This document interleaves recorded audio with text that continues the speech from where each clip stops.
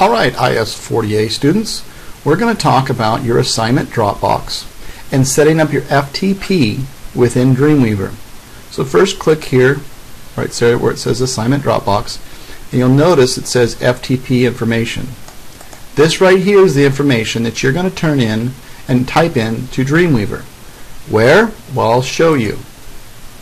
First off, you want to make sure there's a little button here. It's called the Expand to Show Local Remote Files. It's under the Files here, same button. It just sits right here. So look what I'm doing. It takes you between the two modes. This is your Management of Files mode. This is your Working on HTML mode. So I can go back and forth. I want to be in the Management File area. I'm going to click on this drop down and I'm going to hit Manage Sites. These are all my sites I have going on, but we want to hit the New Site button because we're going to create a new one. Okay, you can call this whatever you like to. You want to go back to this every time though. This is your IS40A folder. Okay, that's what we call it, IS40A stuff.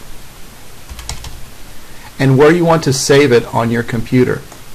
Right now it's on in my Documents folder called an untitled site. I can change it by clicking on this folder. But remember, all the sites are going to be stored in this folder. So now I want to go over here and click on Server. There's no servers here, so you want to hit the plus because we're going to add one. And this is where we fill in the information that we saw. So let's go in and look at, it says server name. Let's call it IS40A. So IS40A and the connections using FTP. So let's go back into Dreamweaver. So I want to go and call this IS40A. The connection using FTP. Well, what's the FTP address? Let's go back and look. So I go back into the site and I see here it says neighborshood.org. Okay, so I'm going to go back into Dreamweaver and type neighborshood.org.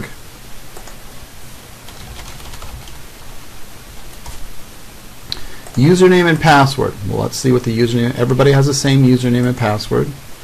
That is bneighbors. Students, notice that their S's right next to each other, and one student exclamation point is the password. So our username is here. So I come back into Dreamweaver and I type that in, bneighbors student, and then I type in one student exclamation point. And this is the biggie, the directory root. That is going to be your last name, so my last name is neighbors, underscore your first initial. They should not all be bneighbors underscore. They should be your personal last name. Rivera, Ramirez, Smith, Jones, underscore your last name. Don't do anything else, but let's test it. So I'm going to hit this little button. We wait, the window comes up and it says Dreamweaver connected to your web server successfully. Hit OK. Save it. You notice we have our server. Save it. Yes, you want to do this. Okay.